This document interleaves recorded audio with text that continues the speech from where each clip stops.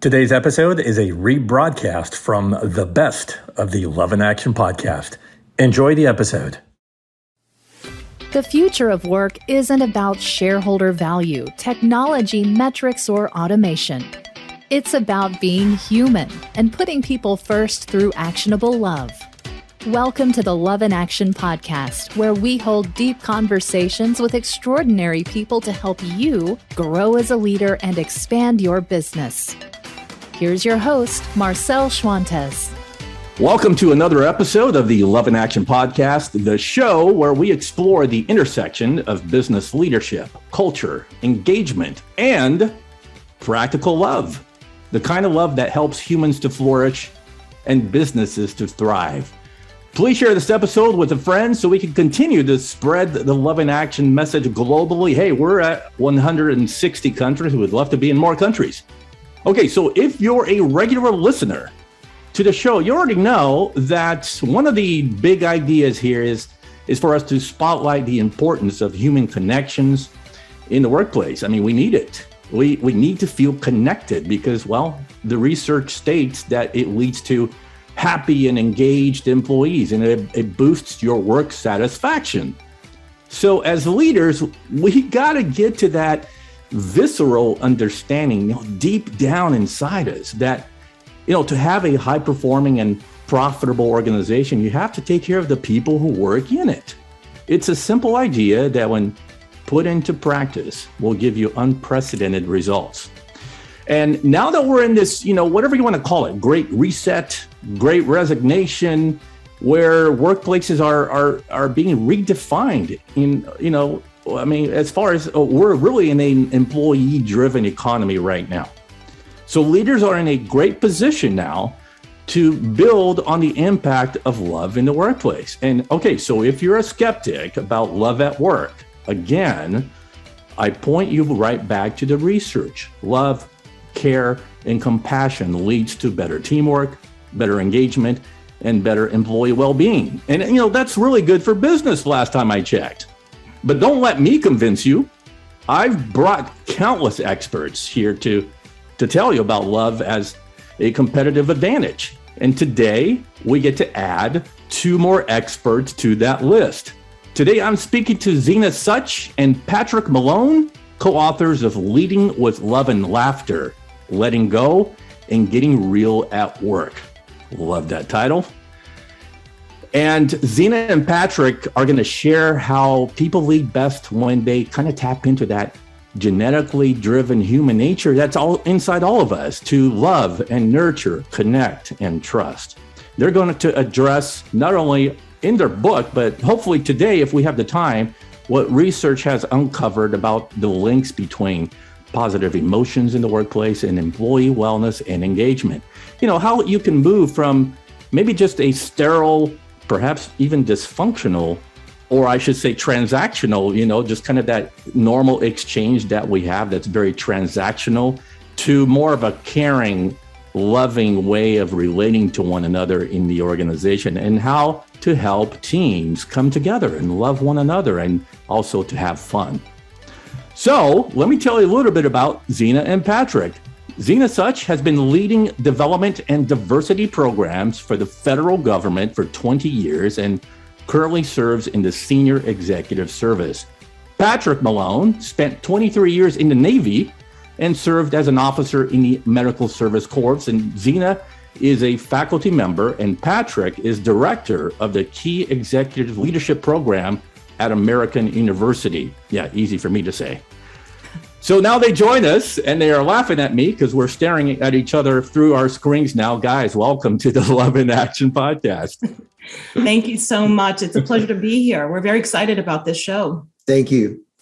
Yeah, likewise. It's right on. I mean, very rare to have these books that come across my desk that really, obviously it has the word love in the title, and it just slaps me upside the head because we're all about talking about love in the workplace. And here you are. So we're all aligned.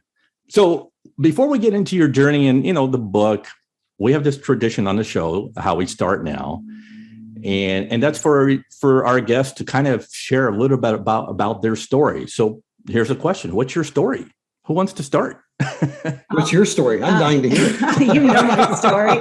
We've worked too long together for you not to know my story. That's true. I'm a daughter of immigrants who came to the Americas, while they were in their early 20s, had me, was raised up in New England, really fell in love with understanding what and how the brain works and why we do what we do, why we think what we think, why we act the way we do, and started to follow that research path. Went through school and started working for the public service because I believe in public service. So that's kind of my story. I'll let Patrick tell you a little bit about his, and then we can tell you how we found each other, I guess is the right way to put it. I love the segue. I don't even have to worry about what's next. Okay. It's perfect. I told you there'd be no dead air. So here's the thing. So I grew up in Texas. I grew up in Austin, Texas, the son of a garbage truck driver and a factory worker, and went to college there, and then joined the Navy as a healthcare administrator early in my career. Spent 23 years there. And as part of that journey, ended up going back for my PhD at American University. And when I retired from the Navy, I was on the medical school faculty in Bethesda. And they said, well, why don't you just come here full time? I ended up at American directing the Key Executive Leadership Program. And that's how we met. Yeah, I went to his Key Executive Leadership Program, and he was my faculty, my professor. The first class I ever taught there, and she was in the room. Yeah, that was quite exciting. Yeah. So how was that first class, Zina? Well, yeah. So good. It was good. It was great. It was terrible. It was my worst teaching ever. No, but I think that, that's where I really started to hone in on what good leadership was. Yeah. And I was already serving in the public service. I was, rising up the ranks. I had already gotten my PhD, and my PhD was actually in education. I was a teacher.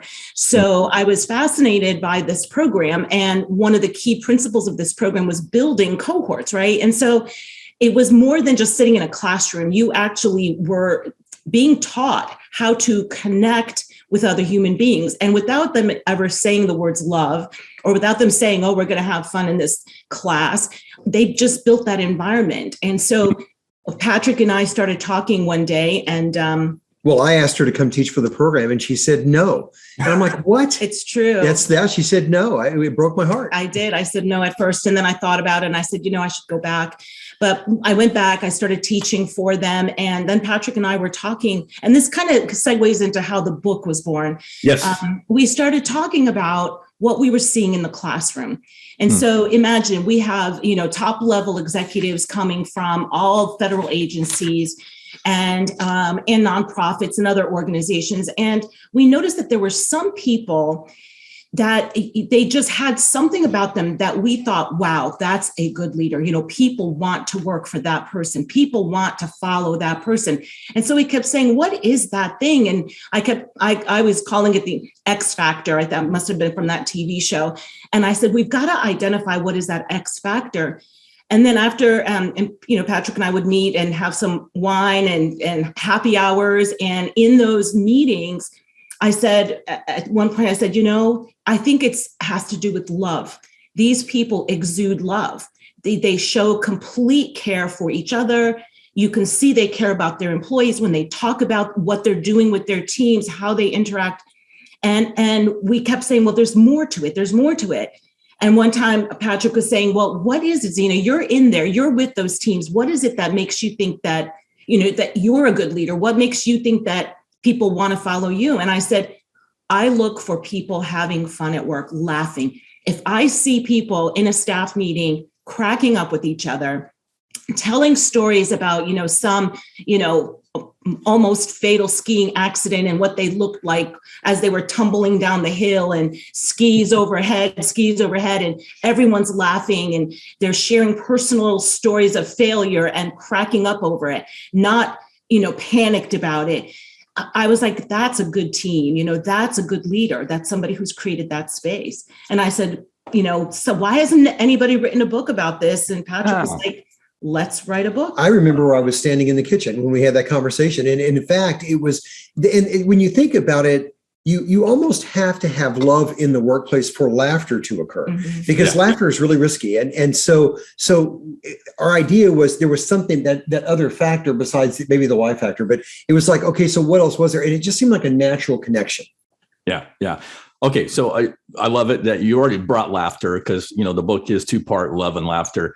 We'll get into laughter in a bit, but let's unpack the love part first. Okay, so every time I bring someone like you guys to talk about love in the workplace, I'm reminded that as we grow our audience globally and reach faraway places with different cultures and traditions, people are hearing this for the first time, and it may come across as a shock. So let's get into sort of like a working definition by telling our listeners what do you exactly mean by love at work? Well, it can be really risky whenever we started doing the research on this, because when you type in love at work in Google, you don't really get what you're thinking you're going to look for. It's always about unwanted office romance and all these things. And so I think the perspective that we had on love was that it was a mutual admiration and respect and care for one human being to another. Would that be the right way to describe it? Right. And the thing that I think people don't understand, or maybe don't know, or maybe some do know, but there's different types of love. You love your children differently than you love your spouse, or you love your friends in a different way than you love your sisters and brothers, maybe, And so what we were saying is, let's open up our eyes and our feelings to the different types of love that you can have in your own space, in your own life. And then take a look at the people you work with. And if you're not exuding that and you're not feeling that, you're not connecting with them. You aren't putting their best interest ahead of everything else. And that's really what a good leader does. They care for that human person that's in front of them. And we challenge the readers in the book to think about what love means to them. I mean, the one thing we did not want to do was to say, hey, everyone, here's the answer, because we don't really know what the answer is. We think that the answer lies within. Right. And so the idea is, well, think about what love means to you. When you think about love, and when we do talks and so forth, we'll ask people, how do you define it? What do you think about it? What do you think about when you feel loved? And what's going on in that dynamic? And so that was kind of the way that we ended up tackling the topic and kind of limited it from the stuff that we saw initially on Google. Wow, this could go in so many different directions. But let me stick with why leaders and managers aren't exhibiting or even avoiding the topic of love when you look at their own leadership. Is it just ignorance, or is it a fear of what might happen if all of a sudden I'm just speaking openly about, hey, let's love each other? What's really going on? Yeah, I think that there are probably a multitude of reasons why people who are in high level positions don't use the word and try to maybe hide their emotions, hide the connections. Some of those are legitimate, showing favoritism to some people can end up in, cases and grievances, et cetera. But I think the biggest issue is that that's not something we have seen from our former leaders. We rise up under other leaders. So historically, when we say who's, the leader in charge, it ends up being, that, high and mighty stoic person that's, basically without emotions, giving directives. The C-suite executive. Yeah. It's like right, the untouchables, right? And people also have this false idea that having emotions in the workplace, feeling loved and exuding that love for other people is a weakness. It shows not a sign of strength, but weakness. When what the exact opposite is true. When you are so confident in yourself, in who you are, you know yourself well enough to know boundaries, to know what is right and wrong, how to approach people, what love feels like to you, what it should feel like to others, then you become the strongest person in the room. It doesn't matter where you are in the organization. People will be drawn to you. People will want to follow you. People will jump on board your vision. They will want to give you discretionary energy and time. But I think leaders are afraid of that. They're afraid to show that side of them. And the fear could be just something as simple as no one's going to take me seriously. They won't see me as the authority in the room. I won't be seen as the all-knowing person having all the answers. And a lot of us, when we first go into those positions, that's what we tend to think we need to do. I wonder, too, if it has something to do with kind of the way we're defining leadership, too, because I think sometimes leaders define themselves as a particular title, right? Or as a particular area of expertise. And therefore they are a leader. And really that has nothing to do with leading. In fact, even supervising people has nothing to do with leading. Yeah. And there's a wonderful quote by an old Georgia senator that said, if you think you're a leader and you look over your shoulder and nobody's following you, you're just taking a walk. That's a great quote. And I think that there's a lot of folks out there in positions of leadership that think they're leading, but they're really just taking a walk because no one's following them. Yes, they can direct people. Absolutely. They can tell people what to do. They can set direction. They can sign checks. But are they really leading? And this happens at all levels of the organization. Yeah. I'm going to go back to fear, and maybe even, I don't know, I'm going to throw out a word that you don't hear often in a business setting, but shame. Because we might have some shame around, okay, what will people think if I start to, show a little love around here and maybe care for people, right? And again, it may be that you're going against the grain of a toxic environment, a top-down autocratic environment that, I mean, if that happened and the controlling forces above you see it and push back against you, I mean, that could be a matter of job survival for some leaders. I don't know. What do you think? Well, it could be, but I think our contention would be that if I'm a mid-level manager or I'm working in an organization where the senior leaders are toxic, if I am able to exude love and create loving, trusting environments within my span of control, one thing we know from the research that the individuals in that span of control are going to be more productive. They're going to be healthier. There's going to be less turnover. So we're going to get noticed because of the amazing work we do. We're going to get noticed because we seem to be having fun doing what we're doing. We're going to get noticed because now people are more innovative and they're more curious and they feel safe to ask those questions. So if there's a little bit of, oh, look at, Patrick and Zina run their show like that. Oh, but you know what? Wait, their division is doing really well.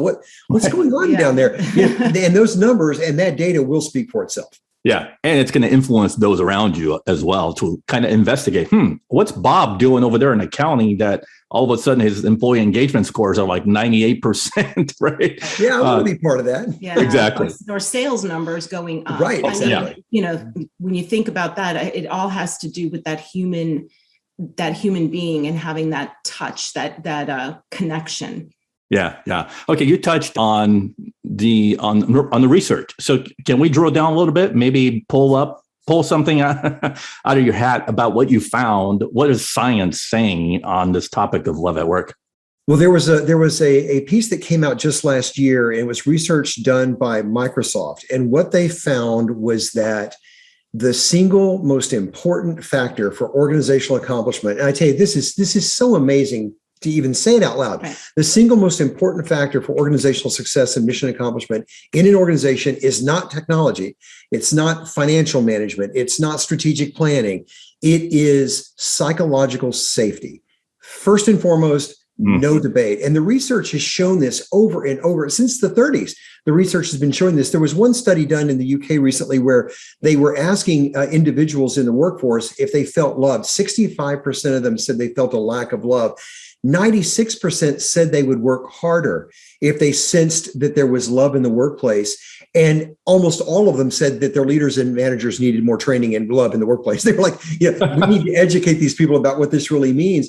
Because when you look at things like the federal employee viewpoint scores and various measures that are out and around about the workforce in the United States, people are not asking for more technical skill. They don't want their leaders to be smart. Oh, their leaders are already smart, and they're already smart. So that's already equal. What they're looking for is some sense of connection, some sense of belonging. And the Great Resignation is a great example of this. I mean, when you look at what workers are saying that they want to come back, they're demanding transparency and care and kindness. And that's all begins with love.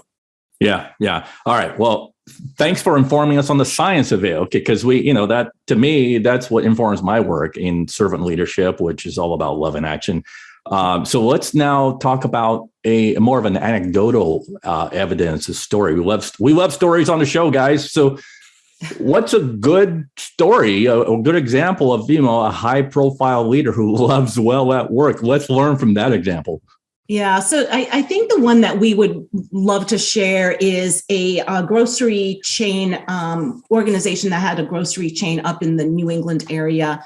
And his name was Arthur Demoulas. He was on the board of this market, I guess. And his family were all members as well. And Arthur was a kind of leader where he would go to every one of those grocery stores, and he knew people. He knew the person that was bagging. He knew who they were related to. He knew people's birthdays. When he went to the grocery store, he wasn't looking to see, are all of the things in the right place, and are all the prices the right prices, and are all the cashiers, doing things, the following procedures. He was going there to say hello, good morning, good afternoon, have a good night to all of the people that worked there. People that he knew them, they knew him. He was such a loving person, and he made his people number one, to the point where he would take the profits and put them into accounts for the people. He paid them higher than all other grocery stores. They all had health care. They all had dental care. He paid for certain of his managers when their managers were sending kids to college. He had funds to help support those who were in need. He cared not just about the human being, but that human being's family. And people loved him. Mm-hmm. And at one point, the board said, we don't want you, Arthur, because our profits are getting smaller. And all of the people, the people that are working for us, they've got all of their, needs met. But we need to do something about increasing our profits. And they let him go. They kicked him off the board. The next thing we knew is all across Massachusetts, in that New England area, all of the employees, none of them were in the union. They were, during their breaks, during their lunches, they were all picketing against the board to bring him back. They would chant. They wrote letters. Wow. All the neighbors that would come to these markets, they started to join the picket lines. They started writing letters to their senators. And this was the CEO. And this was the top person. Top guy. Right. The one you might anticipate might be very separated from everyone else. And they ended up getting the local and state government officials involved and bringing Arthur back to running the organization. And the board had no choice but to bring him back. The people. And when you think about it, not one of the stories that the employees told was about him issuing policies or standard operating procedures, or writing a great vision statement, or executing a strategic plan, and meeting all of our goals. He was not about that. He was out there saying, you are the most important thing. I care about you. I want to know about you. I want to know about your wife and kids. One of his managers' daughter was in a car accident, and he went to visit and said, hey, if you need to have her moved to a different hospital, let me know. He would personally have her moved because of his care for this person. And he wasn't related to these people. Such wonderful, kind gestures. I mean, just lovely, human, kind gestures. And that's what drove people to follow him and be committed to him. Right. Yeah, there's a saying, I forget who said it, but it's I think it may have been the poet and civil rights activist Angela. Maya Angelou. Where she says that it's how you feel, right? It's that feeling of a good leader. How you know somebody is a good leader is based on what you're feeling about that person. It has to do with emotions. We can't hide our emotions, and so in a good leader, they're going to elicit those kind of good feelings in you as an employee, as as the follower. Otherwise, what's the point? If you don't have a good leader, you're not going to feel good about that person or yourself, right? So, and it goes back to that issue of psychological safety. So that quote by Maya Angelou is so wonderful, and we use that quote when we speak at groups, and when we say that, it's not people won't remember what you said or did, but they'll remember how you made them feel. And when you hear that quote, you'll see audiences sometimes, and half of them will be like, yeah, and then there'll be about 30% they'll be like, oh, okay, here we go, soft skills again. But it's so bad that that's not being recognized, because that's what fuels creativity. That's what fuels innovation. Because when you feel safe and you feel cared for, you're much more likely to take risks, think outside the box. And that's really what I think Arthur did. And I love that quote by Maya Angelou. It's true. Yeah. And I also like that we're now not calling it anymore soft skills anymore. We're relabeling that essential skills, and that soft is now the new hard. Yeah. Oh, yeah. Well, it's definitely the hardest thing. I mean, we all have a cognitive capacity. We really, this was almost one of the premises of the book, is that we all have a cognitive capacity to accomplish a certain level of expertise in a field. So we may be an analyst or an economist or a nurse or whatever we happen to be. And that's fine, but that doesn't make us leaders. And the fact that I have the cognitive ability to master that bit of knowledge, and the fact that you have it to master that bit of knowledge is delightful. But where do we connect? And that's where the essential skills come in. And that's why they're so crucial. Exactly. And I think one of the things that I really feel strongly is so many people that are climbing up in organizations. They go to classes, they get certifications, they learn models, they apply theories. It's almost like they're walking around with a little checklist in their head. Did I say good morning to everyone today? Check. Did I send a thank you email to those who contributed to that team? Check. And everything is done through the lens of, did I do this according to the way I learned it? And what we're saying is those theories and everything, they're great. There are some amazing models out there, checklists that everyone should be looking at. But what we're saying is step back from that and first tune into, does it matter? Does it matter to you? Because if it doesn't matter to you and you don't care, that's what the message is going to be. That's what that other person's going to feel. Tap into why this matters to you. And you can't fake it. And you cannot fake it. No, that does not work. Yeah. Right. Okay. I want to come back to the topic of love, but I don't want to ignore the other half of your book. You already touched on it a little bit at the beginning. That's the leading with laughter part. So after a quick break, I want you guys to give us some context and explain, what do you mean by leading with laughter? Be right back. Hey, business leaders, chances are very high that if you have employees, you're leaving money on the table. That's right. We're talking $26,000 per W-2 employee. Over 75% of firms are cashing in big with the employee retention tax credit. Yeah, this will be a game changer for you, but you need help from the pros. By going through your ERTC solution, their CPAs will chase down every cent for you. No machine guessing, just real expertise. Quickly head over to actionertc.com. A few clicks and you're all set. That's actionertc.com. Don't leave money on the table. Head on over to actionertc.com. Okay, guys, I have a series of questions related to laughing at work. Because it sounds kind of funny, no pun intended, but first of all, what do you guys mean by leading with laughter? Well, I think the first thing we have to say is to never trust stares, because they're always up to something. I had to do it. I had to do it. I'm sorry. Oh This is the part of the interview where Zina gets very nervous. Can you just get new material and then I could at least genuinely laugh? Yeah, well, I think, this, just like the word love, people shy away from laughing at work because they're afraid they're not going to be taken seriously. They're afraid that everyone thinks that nothing's important anymore, that, just do what you have to do.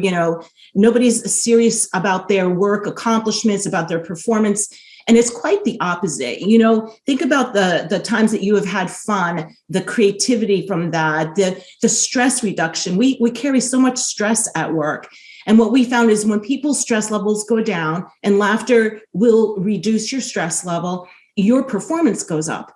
Your ability to concentrate goes up. Your ability to think clearly goes up. Your ability to, again, be creative, it goes up. That stress that we carry prevents us from being our best. Yeah, a lot of really complicated things happen in the brain whenever we laugh. There's this, you have to actually get the joke first. So there's a lot of cognitive processes that happen that allow you to get the joke. And then there's this symphony of reaction that can manifest itself in 15 distinct types of laughter.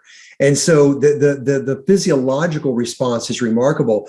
And with laughter, it was kind of the same as it was with love, in that, laughter in the workplace, people think, okay, I'm going to be a joke teller. And that really isn't what it is. It's not that at all. It's much deeper than that. It's actually much more authentic and real than that.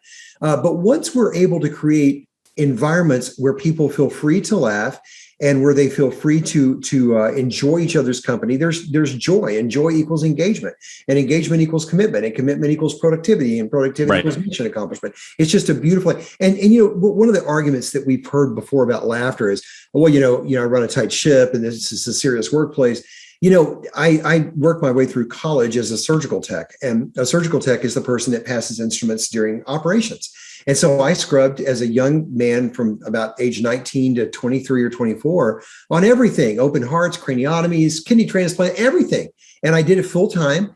There's not a funnier place in the world than an operating room. Once you're asleep, it's hilarious. And so if we can laugh when I've got a spleen in one hand, right, and a hemostat in another, and we can laugh so hard that I've got to look over for the nurse to come pat my forehead because I'm sweating. I mean, this is, if we can do it there, we can do it anywhere. And of course, it's got to be timely and professional and appropriate humor. We're not advocating for anything other than that. Wait, what hospital? So that I don't go there now. I want to know what hospital that was at. We had a good time.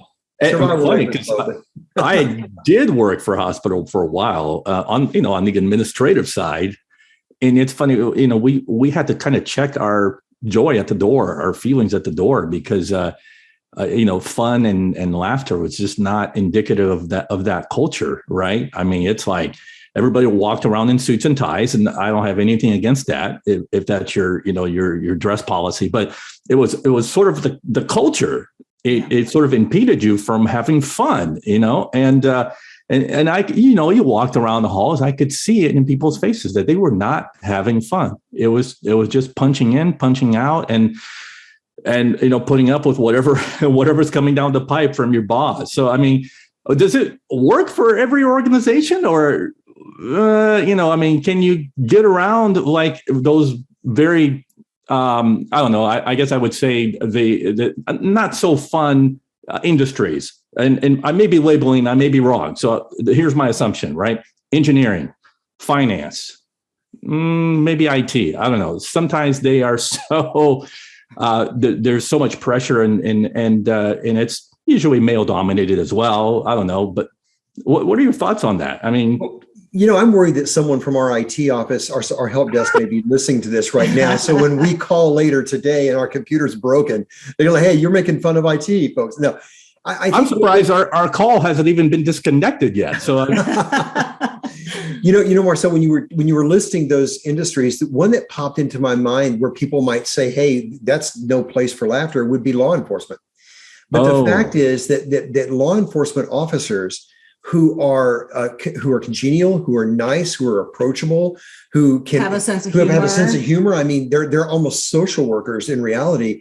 When they can relate with others in that way, they are the ones that people are drawn to. They're the ones that people want to connect with. They're the ones that people want to go to if they're sensing that there's trouble. And if law enforcement folks can do that, then I think that we can do it in pretty much any field. I can't imagine that there would be an industry that it wouldn't work in, as long as people were authentic and real and didn't try to, become stand-up comedians. And one of the things that I think is important is for us to understand our own sense of humor. Again, just as in love, really connecting with what makes me laugh, what makes me laugh about some of the things I've experienced, using that self-deprecating,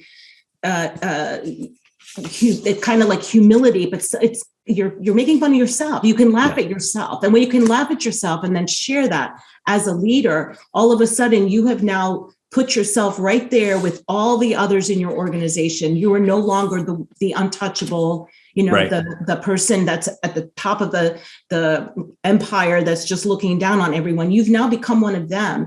And the more that you can share of yourself, that connection gets stronger. People start to laugh more often around you, with you. They start sharing their funny stories around each other. The team starts to gel more. You have way better teamwork when people can laugh with each other and share their own personal funny stories. And it improves your physical health. I mean, we didn't talk about this with love, but both of these, but laughter especially, because of the physiological response, the actual laughter. There was some research that was done that talked about 10 minutes of laughter or 5 minutes of laughter burned about 90 calories. And so the goal, our thought was, well, in that case, you could eat a piece of chocolate it's about 90 calories, and then laugh for 5 minutes, and they eat chocolate, and then laugh, eat chocolate, and laugh. But the advantage from a physiological standpoint is huge, but neurologically and emotionally, it makes us happier and healthier. It connects us. The anthropologists called this non-serious social incongruity. It's what initial laughter was back in the cave days.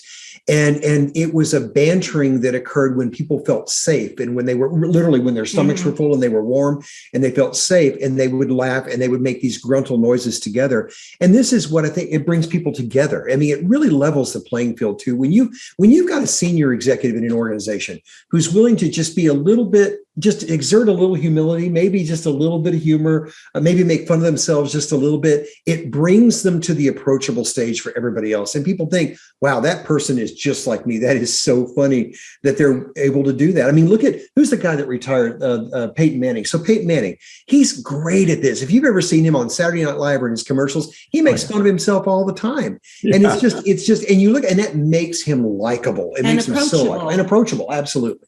Yeah. Well, yeah, I think you hit the nail on the head on the approachable part, because I've been part of work environments where, you're in a meeting waiting for the boss to show up, and everybody's just kind of laughing it up, cracking jokes. And then the boss walks in, and all of a sudden it's like the air gets sucked out of the room.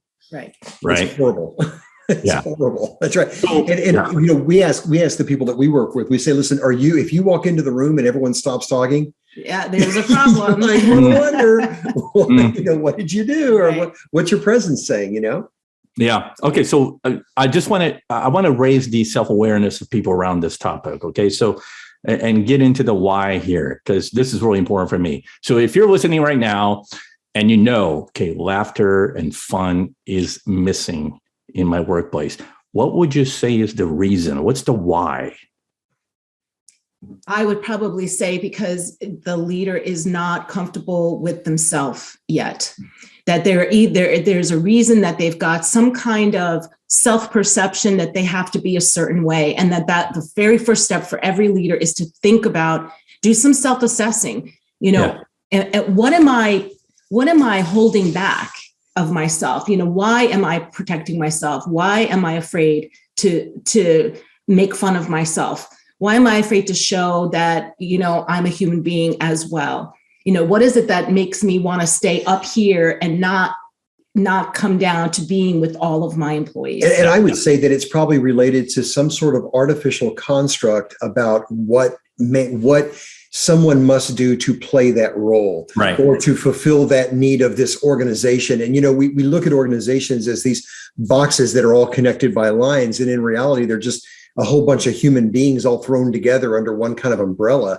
And when we start kind of artificially identifying ourselves as the analyst or that person or that title, and we think of our organizations as something other than just collections of human beings, it makes it easy to make it sterile. Yeah. Right. Yeah. And I think that makes it difficult as well. So I would suggest that would be going on as well. Yeah. And it's funny. The boss there are so many archetypes for what a boss is, or how a boss should act. And that sometimes we carry that from previous workplaces, from workplace to workplace to workplace, and we just have these ideas, and they're the wrong ideas about how do I behave as a boss. And so, we carry that with us and end up being the kind of person that sucks the air out of the room, not knowing.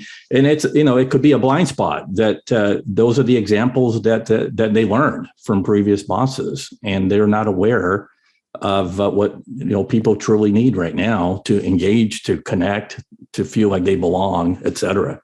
Well, those previous experiences really stay with us a lot, and from the brain standpoint, when we've grown up seeing things in a certain way or viewing things in a certain way, it's hard to break out of that. And it goes back to the self-awareness. It takes a lot of really deep work to break away from that and create new pathways of thinking and expanding the mind's capacity to be able to be comfortable with and see these things. But when we do, it makes a huge difference. And through neuroplasticity, we know that our brains can change the way we think at any age. So that is definitely doable. Why did you look at me when you said at any age? Because I know how old you are. She went like, there's still hope. Age. There's still hope. I'm trying to say, right. There's still hope. Well, thank you. You guys are fun. I want to get back to let's go back to love and wrap up the love part, leading with love. Okay, so speak from a culture standpoint, right? How do we cultivate a loving organization? You have several ways that you mentioned in the book. You want to answer? Well, I think I would start again with the self. Yeah, every leader, team leader, manager, it doesn't department head, a CEO should be starting with themselves and asking themselves that question: am I comfortable with myself? Do I love myself? When I come into the office, do I have fun? Or am I walking around exuding this persona that I think I need to be in order to be that large and in charge person? Yeah. And I think part of that is making time in the workplace for one-on-one conversations. I mean, no one will ever say they have enough time. Nobody ever has enough time. So we can't say, well, I don't have enough time. Well, you're never going to have enough time. So make the time. Figure out a way to be able to stop at somebody's cubicle, poke your head in their office, chat with them a little bit, just take the simple act of noticing something on their wall or their desk that may be personal or meaningful to them and ask them about it. And truly, just a little time to just have a conversation. Those are the very small and priceless and inexpensive, because they're free, gestures that really start to fuel. And it's those little one-on-one interactions. And, as Zina said, once you've kind of gotten a sense of where you are with the topic and what it means to you, figure out ways to have those conversations with people, and don't make it about work. You have plenty of time to talk about work. I mean, coming off of COVID, one of the things that we're seeing with people going back to physical workplaces where they're doing that is that leaders are not making enough time for people to share their experiences about what has happened to them and their friends and families in the last couple of years. It's like, okay, let's get back to work. Well, number one, they never stopped working. They've always been working. So we're not going back to work, but we're going to a place now where we're all back together. Let's not just see each other and say hello, but let's share with one another. And I think that's what builds that social fabric. So basically what you're saying is that you start with self and you lead by example, and then you make it safe for others to do the same, to display those gestures. And then that shapes the culture, because when people feel safe, the example kind of travels and it spreads outwardly to other people. Is that what you're saying? And I think that there's a need for us to institutionalize this as well. I think, we can go back to our workplaces and say, okay, we're going to try to create a loving workplace. But you know what? Take a look at mission statements. Take a look at company values. Are the words love written in those documents? When we interview people for positions, we should be asking them to share examples. Don't ask them if they think that empathy is important. Everybody says that. Right. Have them give an example of when they were empathetic in the workplace and watch them struggle with that one. I mean, these are things that formally I think we can put in place where we not only talk about it among ourselves, behave, but it's out there for the world to see as well. I mean, Southwest Airlines does this really well, of course, and a lot of other organizations do too. Sure. Yeah. Okay, Zina, you may have already answered this, but I want to make sure that I'm not leaving any stones unturned here. So I want you to speak to the CEO, and this is going to be my last question before we wind down to our close here. So speak to the CEO. We got a lot of CEO listeners now. And so if I'm buying into these ideas that, of love and these gestures and these touch points during the day, checking in with people, see how they're doing, and et cetera, making the workplace more fun, bringing laughter into the workplace, because we know that it's going to create impact and high performance and business results is what we're after. Okay. But if I'm listening now and perhaps my organization, there's some toxicity and the culture is dysfunctional, what is a good first step that I would need to take as a CEO to put love into action? I think the very first step would be to remove all of the barriers that you have put on yourself, like your title, like the size of your office, like the amount of money that you're making, like how, professional you appear. Take all of that off and start with the core self. What does it feel like to be loved? What does it feel like to love somebody else? And once you start asking yourself, why am I carrying around all of this protection? That protection is what's keeping the distance between you and every other human being around you at every level of your organization. So that would be the very first step. Yeah. You sound a lot like Brene Brown when you said that, having that layer of protection that keeps us from being vulnerable. Patrick, do you have any thoughts on that on your end about what would be the first step to the CEO? I agree with everything Zina said because I know better than not to. I think I think what I would add to that is then take that next step that makes you uncomfortable. Stop and talk to someone that you've not talked to before, and recognize that people know the role you play. The CEOs, especially of large organizations, they're almost mystical figures, and they're scary figures.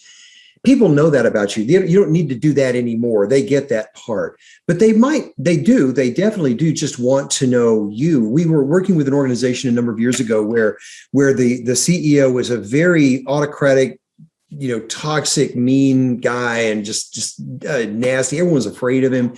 And his chief learning officer went to him and said, "Sir, people need to get to know you." He's like, "Why can't they just be doing their jobs?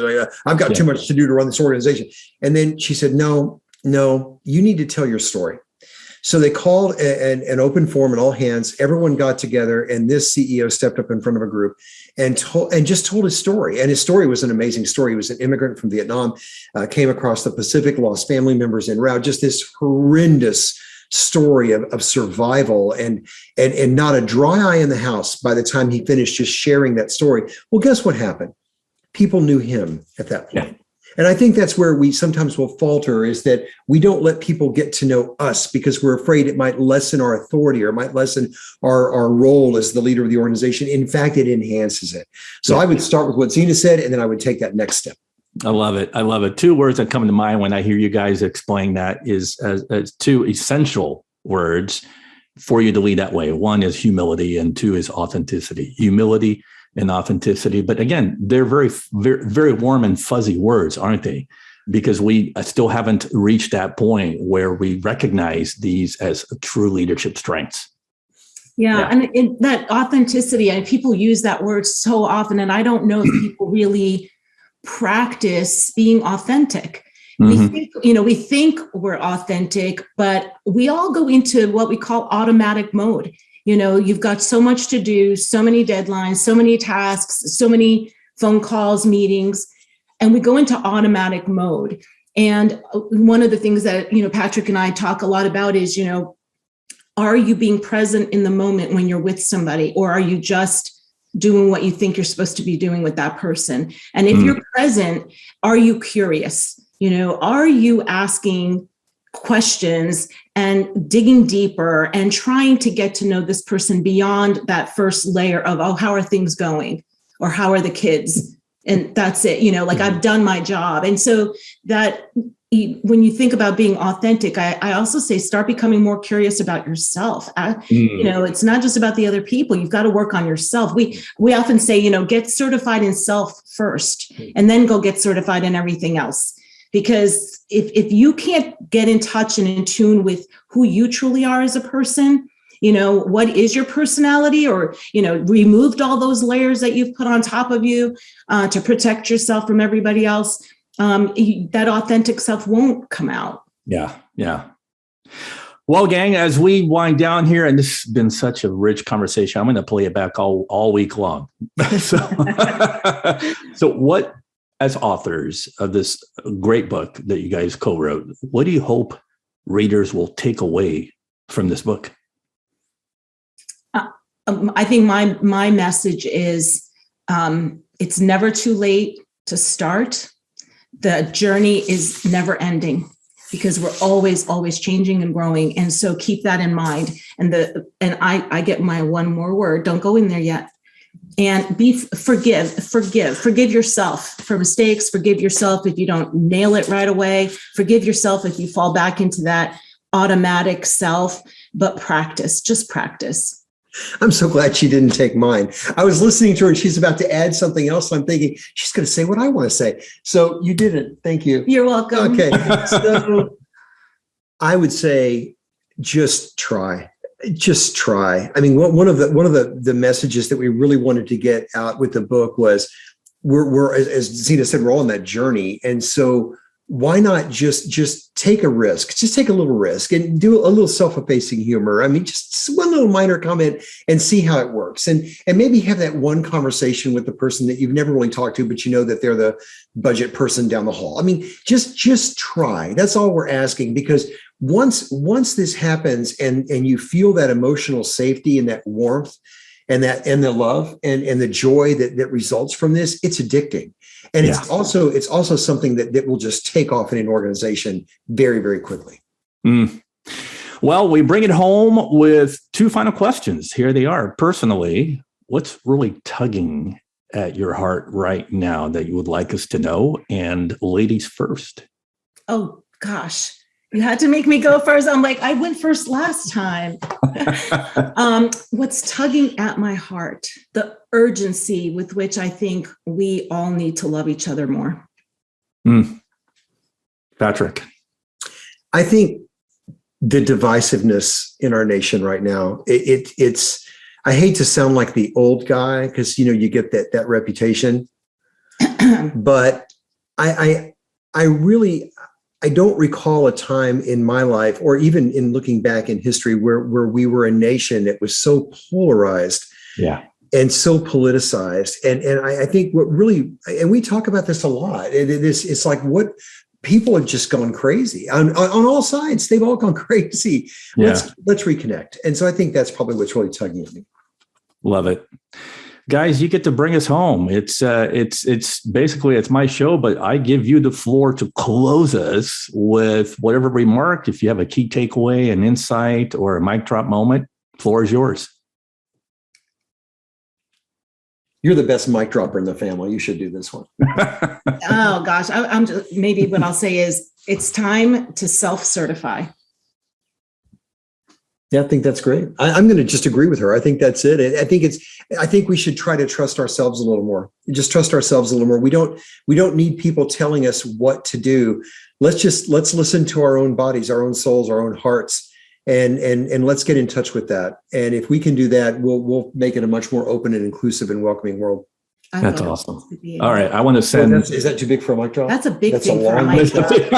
Right? Sorry about that, Marcel. That's a mic toss across the room. I know she's kneeing me in the thigh here, like my drop moment. You're doing it. Like, ouch. Rolling.